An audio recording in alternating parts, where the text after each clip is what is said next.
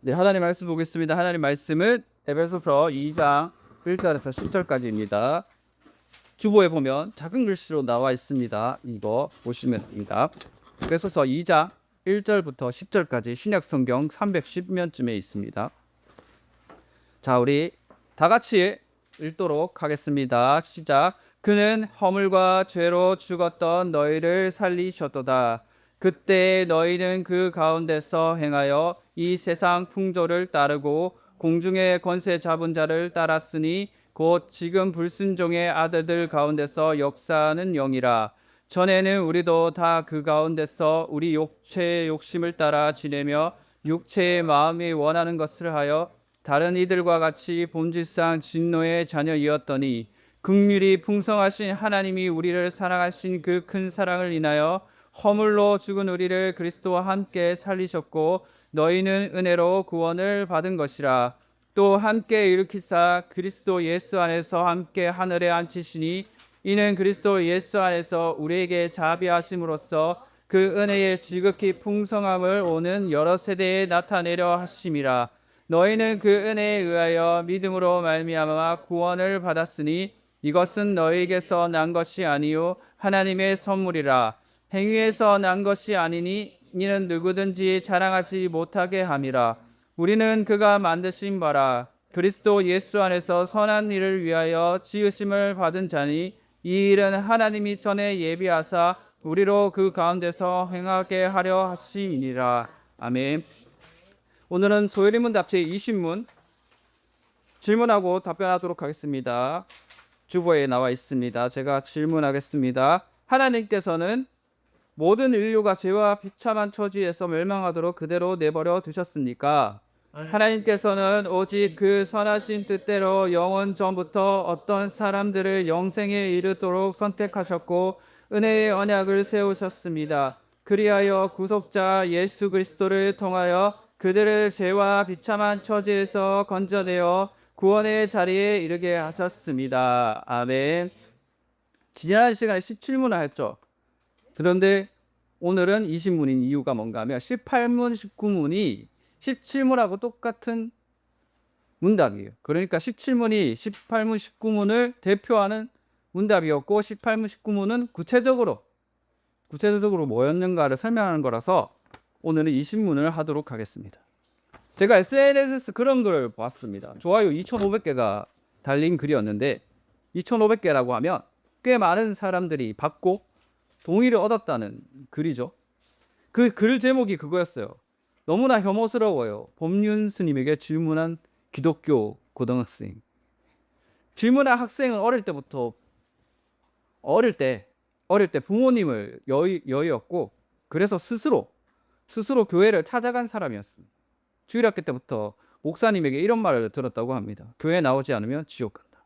많이 들으셨죠? 교회에서 교회 안 나오면 지옥 간다. 그런데 고등학생이 되면서 이 가르침이 너무 싫어진 거예요. 이 고등학생이.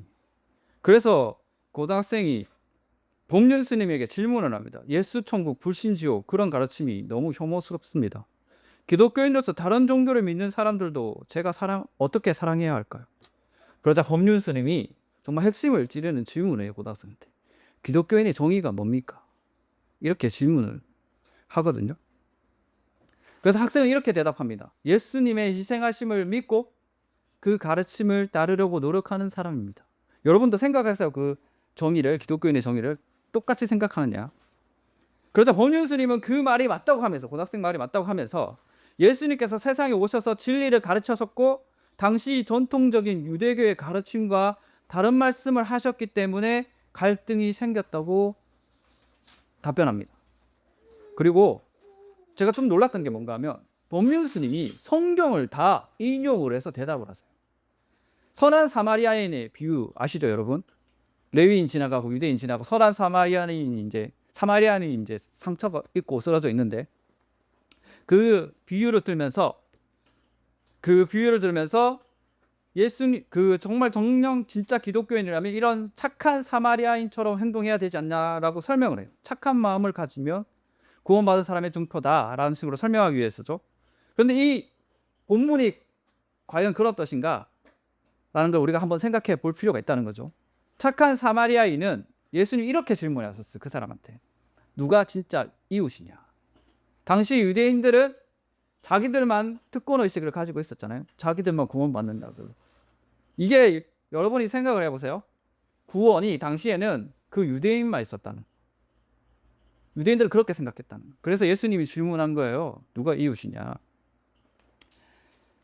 특정 사람에게만 구원이 범죄에 갇혀 있다는 뜻이 아니었다는 거죠.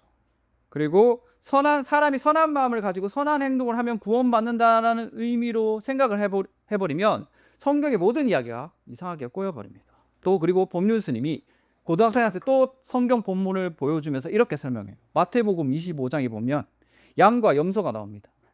유명한 본문이죠. 그때 하나님이 심판대에서 물어보잖아요. 사람들한테.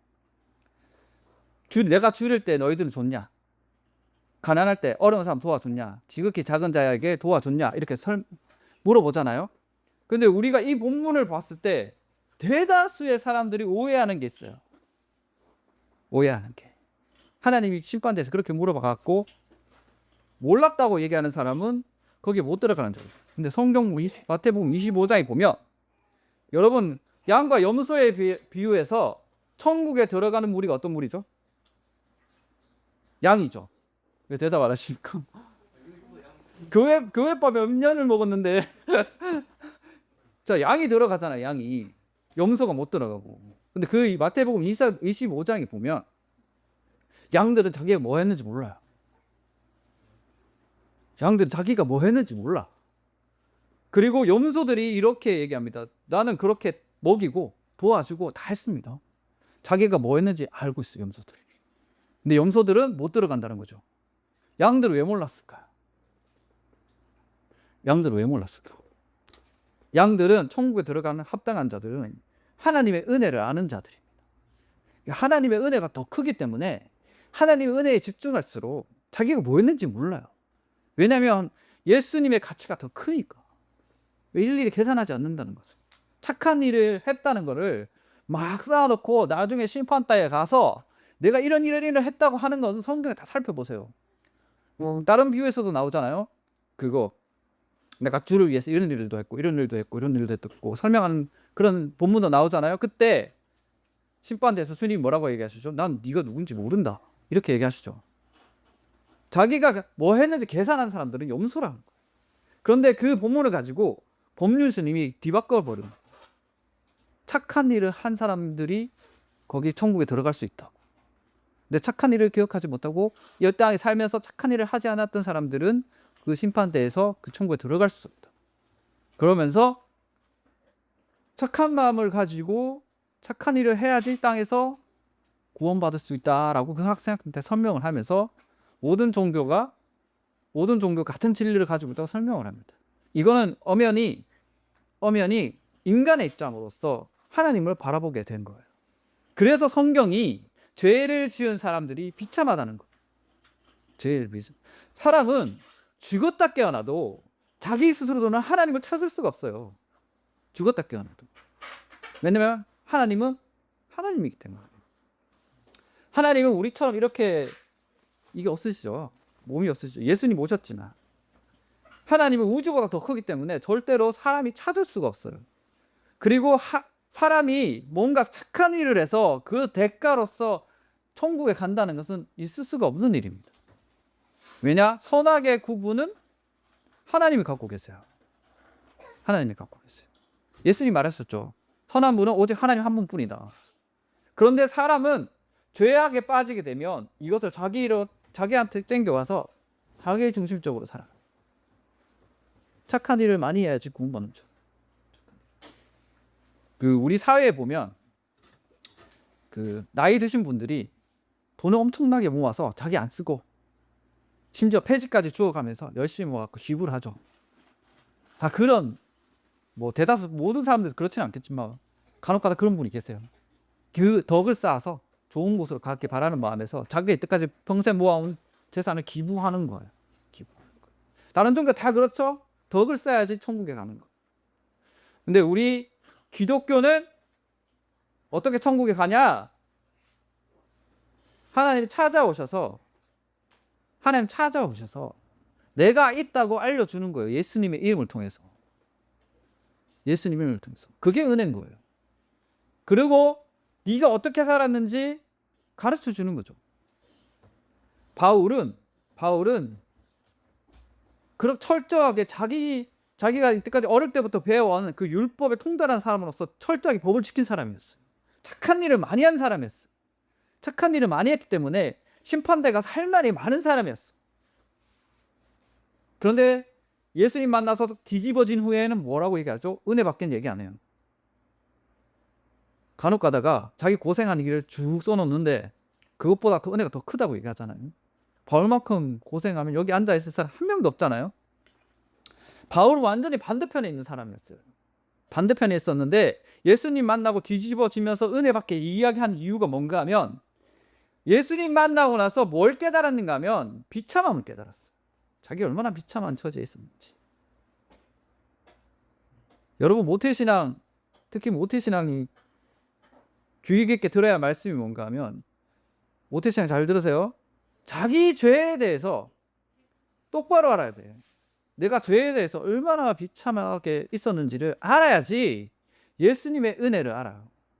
제가 세례교육할 때 누누이 얘기하는 게 뭔가 하면 세례 받으러 온 중학생 2학년 데리고 네가 어디서 구원받는지 아냐? 물어보는 거예요. 제가 이때까지 100명 넘게 교육을 했거든요. 그중에 2명, 3명 알았나? 내가 다 집에 가라 했는데 집에 안 가. 너네 그거 모르면 집에 가야 돼. 세례 안 받아도 돼. 그런데 집에 안 가더라. 2명, 3명밖에 몰랐어요. 이게 무슨 뜻이냐? 세례는 예수님을 만나고 나서 자기가 누군지 깨달은 사람이 받는 거예요. 물론 옛날에는 전도하기 위해서 세례를 주면서 전도를 했지만 요즘은 아니에요. 믿고 나서 신앙 고백이 나와야지 세례를 받는 거예요. 신앙 고백. 나는 이제 평생 주님을 위해 살겠다고 사람들 앞에서 선언하는 게 세례 아닙니까? 그러면 내가 어디서 구원받는지 알아야 되잖아요.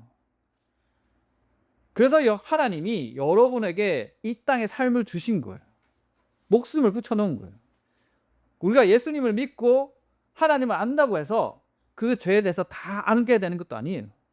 삶에서 깨닫게 돼요.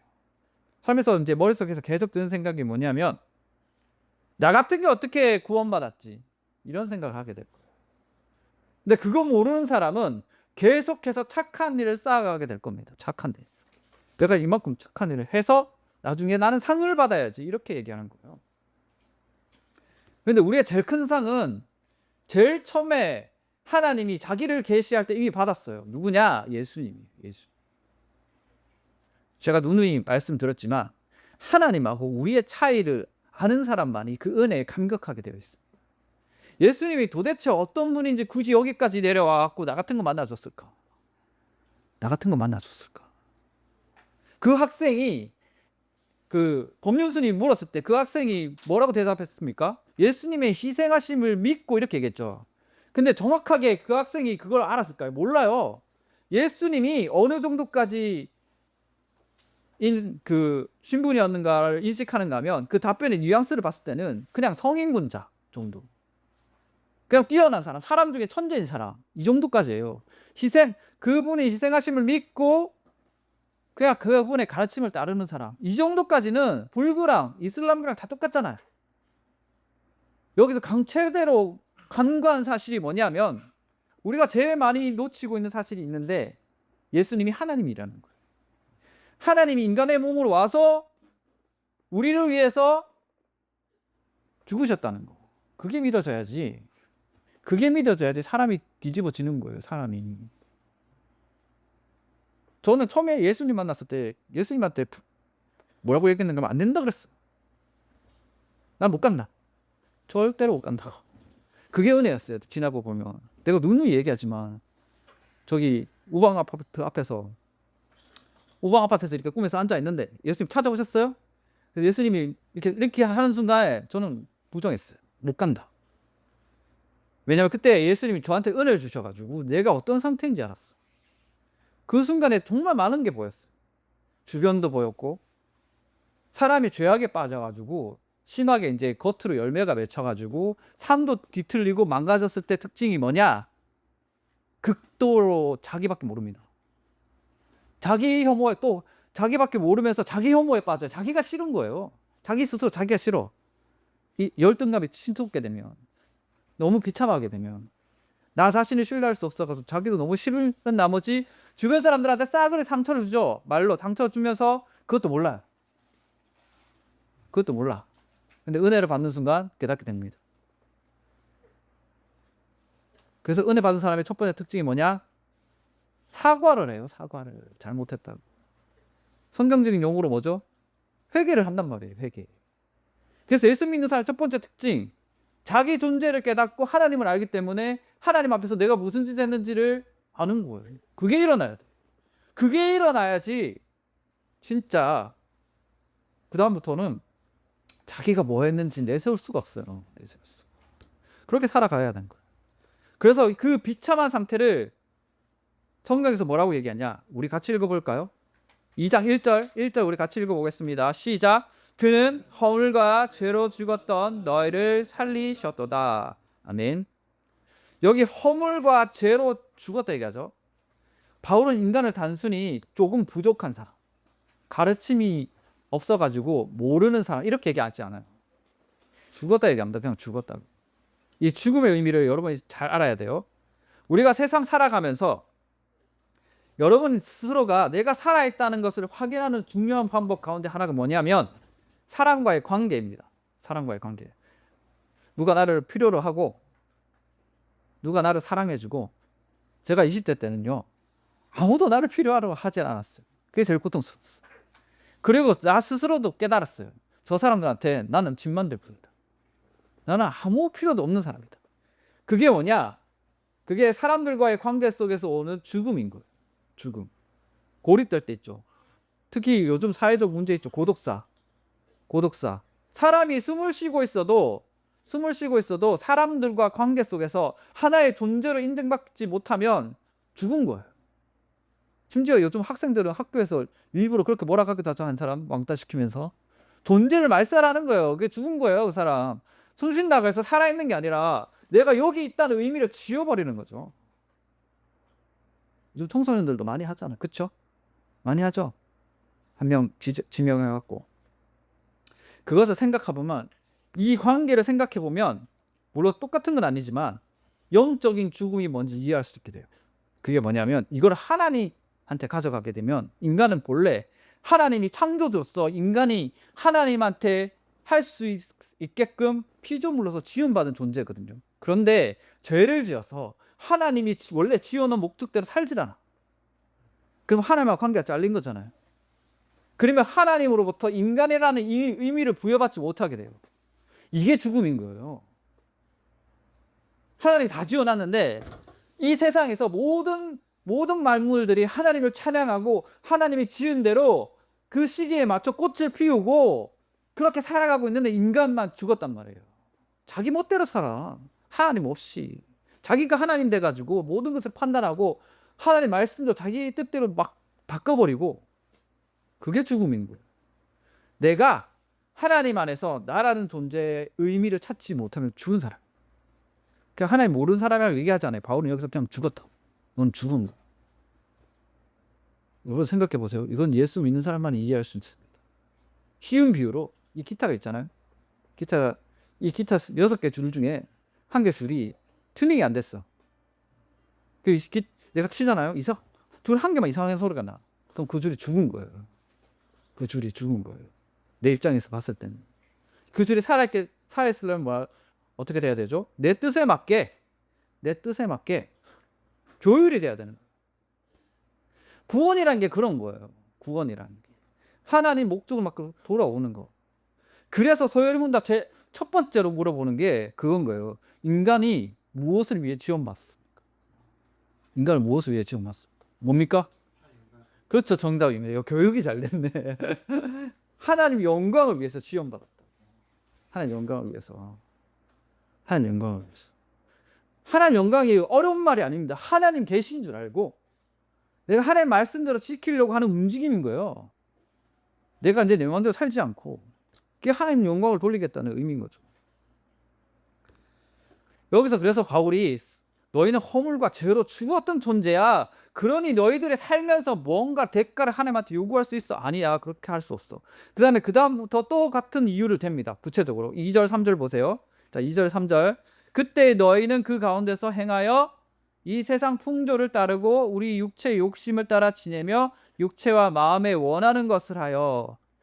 하나님께서 원하시는 것을 하는 게 아니라 세상 풍조를 따른다.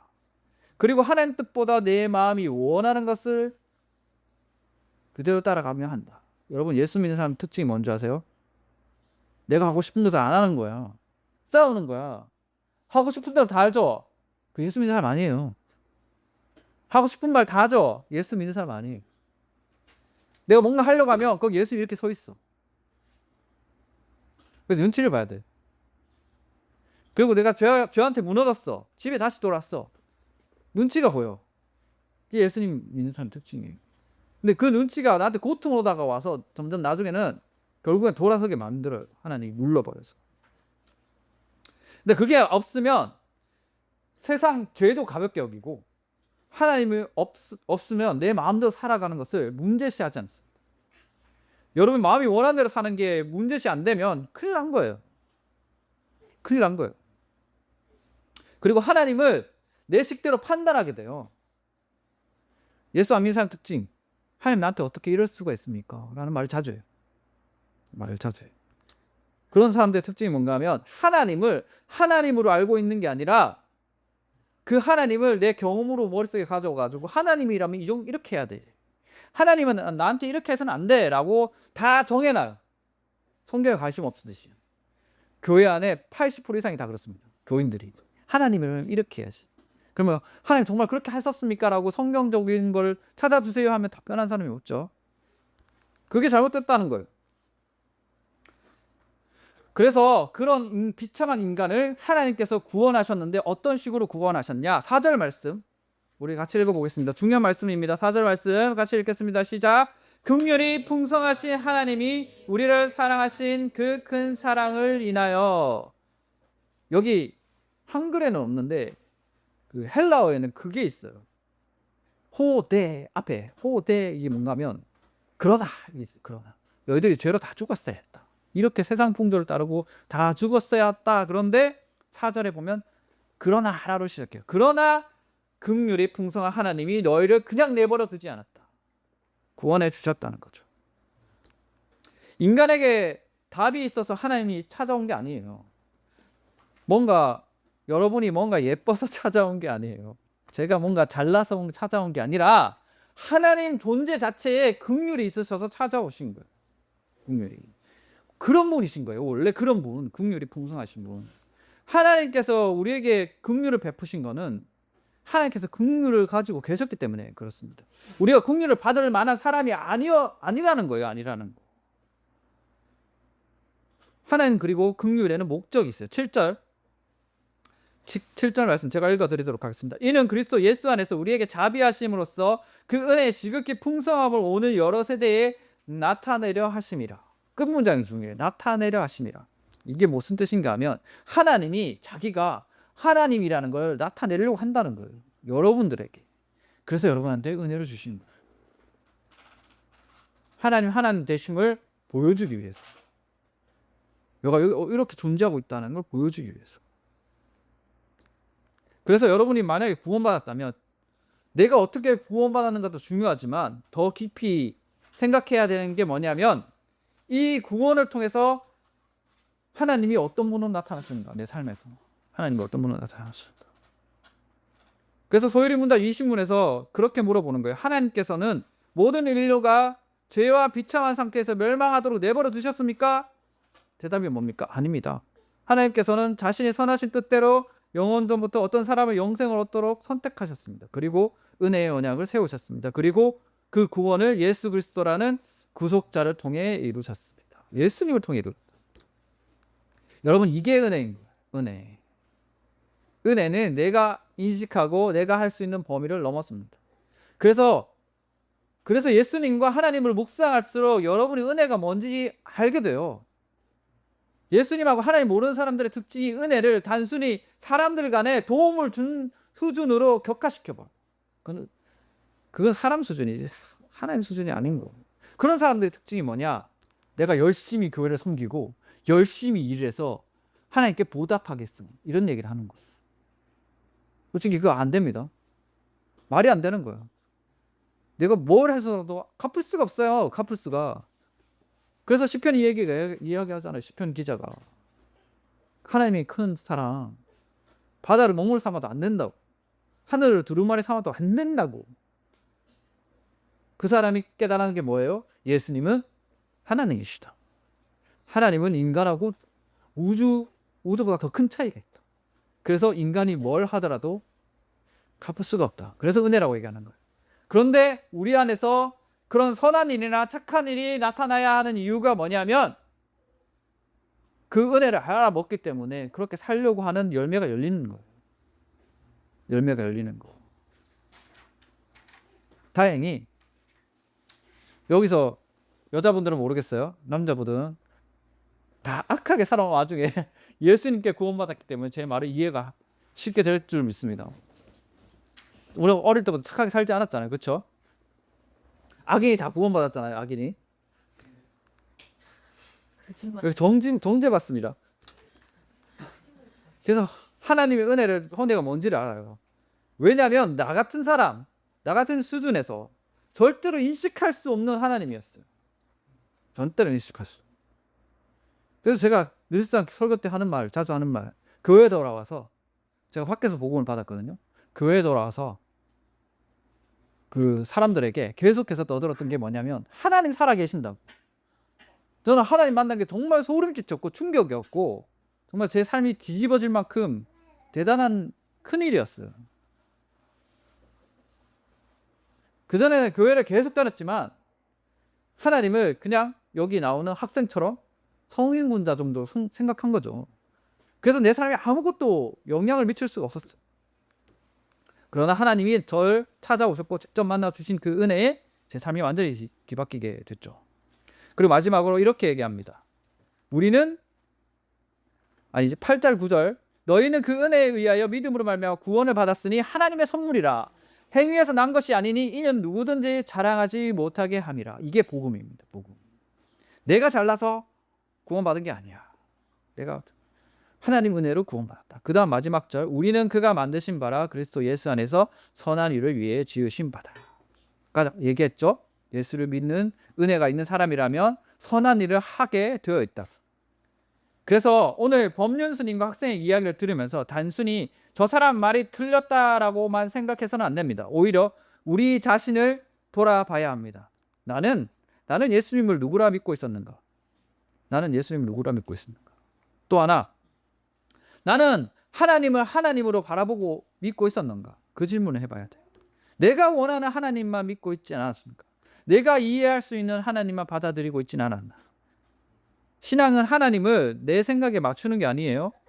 내 생각을 하나님 말씀 앞에 내려놓는 겁니다. 하나님 판단 아래 내 삶을 내려놓는 거지 그게 진짜 신앙인 거예요. 그런데 여기서 우리가 교회 안에서 자주 범하는 문제가 있습니다. 기독교를 하나님께서 나한테 뭘 해주시는가, 좋은 걸 나한테 뭘 해주시는가 거기에 맞춰지는 경우가 많아요. 그거 잘못된 생각이에요. 잘못된 생각. 하나님께서 건강을 주시면 좋은 하나님이라 생각하고 원하는 일이 잘 되게 해주면 좋은 하나님이라 생각하고 이 뜻대로 되지 않으면 하나님 왜 나한테 이런 일을 주시는가 의심합니다. 물론 하나님께 우리의 어려움을 가지고 기도할 수 있어요. 그러나 신앙의 중심은 하나님이 나한테 뭘 주시는가에만 머물러서는 안 된다는 거예요. 하나님 이미 가장 큰 걸 주셨다고 말씀하셨죠. 누구예요? 예수님. 우리가 가장 큰 걸 이미 주셨어요. 그걸 통해서 하나님이 어떤 분이신가를 날마다 묵상해야 되는 거예요. 날마다. 하나님은 어떤 분이신가? 하나님은 창조주십니다. 하나님은 거룩한 분이십니다. 우리는 죄와 비참한 가운데 있었어요. 그런 상태로 있었는 것을 버려두지 않고 하나님이 우리를 찾아오셨습니다. 내가 하나님을 붙든 게 아니에요. 그래서 우리는 신앙 고백을 이렇게 할 줄 알아야 돼요. 하나님께서 나를 붙드셨고 내가 잘나서 구원받지 않았고 하나님께서 나를 불쌍히 여겨주신 그 은혜로 나는 구원받았습니다 라는 신앙 고백이 돼야 하는 거죠. 그러므로 우리가 구원을 생각할 때마다 우리 자신을 자랑하지 마십시오.